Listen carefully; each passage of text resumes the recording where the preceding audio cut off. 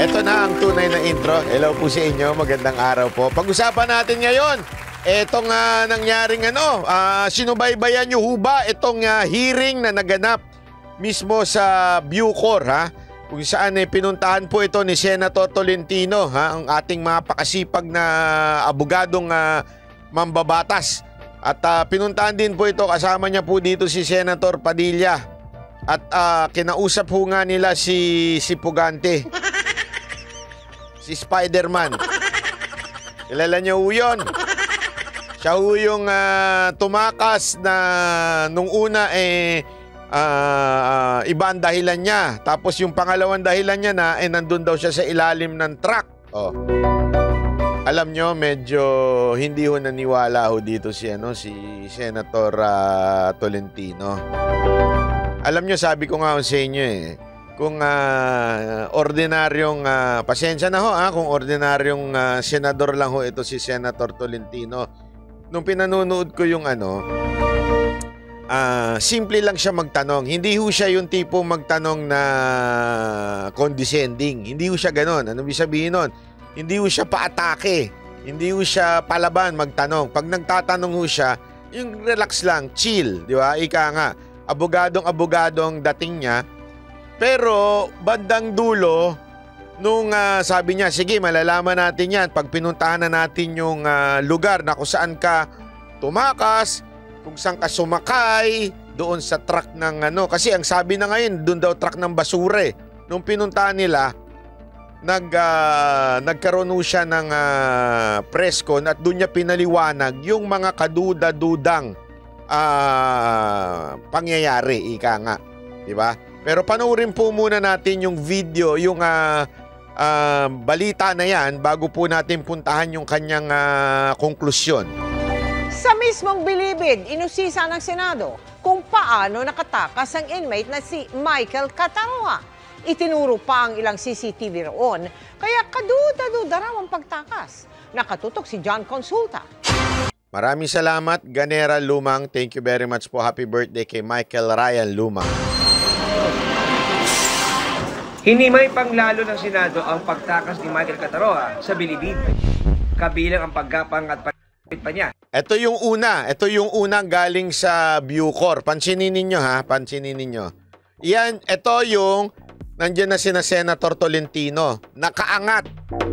Di ba? Pero ito, biglang may papasok dito yung video na galing sa Bucor. Yan, galing sa Bucor yan. Reenactment na ginawa nila na wala yung mga senador. Observe nyo na maigi, ha? Ito, yung una, Hinimay panglalo. nandito yung mga senador. Tingnan ninyo yung truck, di ba? Ito yung truck. Ayan yung truck. Sabihin, pinakita talaga. Yung kaninang pinakita na may nakasulat doon, courtesy of Bucor, parang iba yung truck. Parang iba itsura. Pero ito daw yung truck ng basura na sinasabi noong Spider-Man. Yung Pugante. Hinimay panglalo ng Senado ang pagtakas ni Michael Cataroha Kita ninyo paano siya nagkasya? Nakaangat ng konti, sa bilibid, ito yung sa Bucor, hindi nakaangat. bilang ang paggapang at pagkapit pa niya sa ilalim ng truck para makalabas Bucor ito, galing mo yan sa Bucor, yung video na yan. sa maximum security compound. Huwag mo akong bulain dahil kakampi mo ako. Magkakamuhi tayo, pare. Natandaan mo yun. Kosa, ha? Huwag mo akong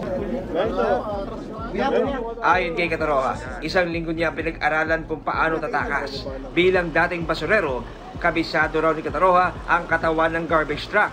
Tumulong daw muna siya sa paghahakot ng basura at nang makahanap ng tiyempo sa pagdaan ng isang sasakyan. Ginamit niya itong cover para tuloy makapasok sa ilalim ng truck sa loob lang ng 12. Nakita nyo? Iba yung pinakitang truck, iba ito. Bakit napakahalaga? Okay? Kasi merong konklusyon si Senator Tolentino na doon sa truck na talagang nandun si Senator Padilla, pumasok itong Pugante na ito, sobrang sikip. Pero itong reenactment na ginawa ng Bucor na hindi sa harapan ng mga senador, medyo maluwag. Pansinin niyo yan. nung una pinanonood ko, bakit parang magkaiba yung video? Magkaiba yung track na itsura. 2 segundo. Ito yung sa Bucor, ha? Ilang minuto ka pa bago nagubad? Oh, ito yung talagang track na nandun yung mga senador. Hindi nga siya magkasya eh. Sobrang sikip daw, sabi ni Senator Tolentino. Sobrang init. Nalalaki ko lang doon nakalabas. Nasa highway na, sa expressway. Yan mo kamay, labas din ko na maximum. Labas na. So isa pa yan sa mga nabuking. Okay? Nakadamit pa siya hanggang lumabas doon sa gate ng Bilibid. Maximum nagubad ka, lumipat ka ron. Opo. Doon na siya nagubad pagkalabas na ng Bilibid. Nakasasalamin. Kabilang sa pinagdududahan ay kung paanong hindi na-detect ng mga banta Ganyan, no? Ang sikip niya, nakababa yan, ha? Tandaan ninyo, nakababa. Hindi ho yan nakataas. Eh, di ko nakataas yan, di kitang-kita siya. Kaya nga magtataka kay, bakit nakataas yan? Ba't hindi ibinaba? Pansinin niyo yun. So, ibig sabihin, may problema talaga. May problema ho doon sa unang video na inilabas ng Bucor. Kita ninyo? Oh, hindi napansin ng iba yan, pero napansin niya ni Senator Tolentino na sa tingin ko, isa ho yan sa mga kinakataka niya. Paano ka magtatagal sa ganyang kasikip? Inaabot ka pa hanggang C6 doon siya bumaba.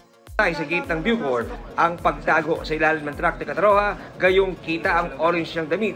Oh, ayan, kita pa. Tingnan nyo, nakataas to, ha. Oh, nakataas yan. Pwede ba lumabas ng ano yan, nakataas yan, nakita siya. Oh. Sinagawang reenactment kanina.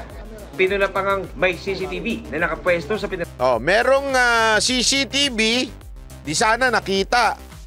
Sa ilalim, sabi ng Bucor, ginaganon daw ng salamin. Eh kung naka-orange pa siya, yun yung tinatanong ni Senator Tolentino eh. Naka-orange ka pa na yung uniform nyo. At saan mo tinanggal? Eh sinabi niya sa labas. So, ibig mong sabihin, nung ginaganon, hindi nakita yung orange? Oh, nadali sila doon. Buti talaga matalino itong si Senator Tolentino eh. Nadahan ng truck na dapat nakakita sa mismong pagtakas. Hindi ko naiban siguro yun pag gano'n. Ang sinabi nga ni Michael, mahiwaga. So marami pang katanungan sasagutin. Alam nyo naman, hindi naman nakikita yung ilalim yan. Yun! May dahilan si Katapang! Kakaiba talaga ito si Katapang. May dahilan siya, ano? Eh, alam mo naman yung CCTV, di mo makikita ilalim yan eh.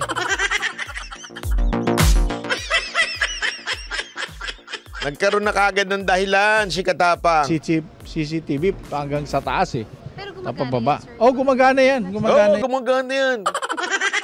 yan. Oh, nire-recall lang natin yung video.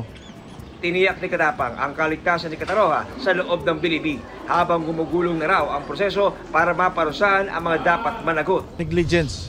Lahat ng dinaanan ni Kataroha na gwardya na hindi siya napansin ay mananagot. Ay, kasama ka na dun. Ako talaga sa tingin ko dapat kasama dito si Katapang. Command responsibility ito eh. Palpak lahat ng tauhan mo dyan. Ewan natin kung palpak o talagang pinatakas. Yan ho ang gustong malaman ng mga senador. Lilimitahan din ang pagkapahakot ng basura sa mga inmate at mas masusing i-inspeksyonin ang mga pumapasok at lumalabas na sasakyan sa Bilibid. Kailangan mismo yung mga gwardya sisilip na rin. Pupunta sa ilalim. Medyo naisahan tayo doon.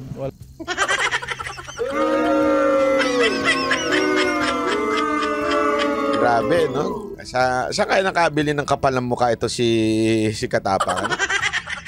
Kaya niya sabihin na naisahan tayo doon. Kasama ka sa naisahan doon. Ikaw ang pinuno niyan eh. Lang sumilip sa ilalim. Pero bukod sa kanila, dapat din daw panagutin ang mga nagkanlong kay Kataroha. Bawal yun, sir. Yes, sir. Bawal yun. Nagulin yun. Para hindi pa marisan. Kung saan ba ito nagtago. Samantala, Alam nyo kasi pinanood ko ito eh. Pinanood ko yung video nito buo. Pinanood ko yung paggigisa nila kay doon sa si Michael yung tumakas. Alam mo, nung pinanonood ko to, relax lang si Senator Tolentino sa mga tanong niya eh. At nung una, hindi ko akalain na nung una kasi parang feeling ko sinasakyan niya yung dahilan nung tumakas eh. 'Di ba? Kaya lang nagkaroon siya ng press con after. Doon niya ibinigay ang kanyang konklusyon. Okay? Nasabi ko ay grabe pala itong maman to. Ang talino nito. Nung during the hearing, hindi siya umihirit. Hindi niya binibigay yung lahat ng impormasyon na alam niya. Until nung nag-press con siya. Kasi nga naman, pag binigay mo doon, makakahanap ng excuse yung otoridad at that time nakaharap niya. Ito yung sinabi niya doon sa press con niya.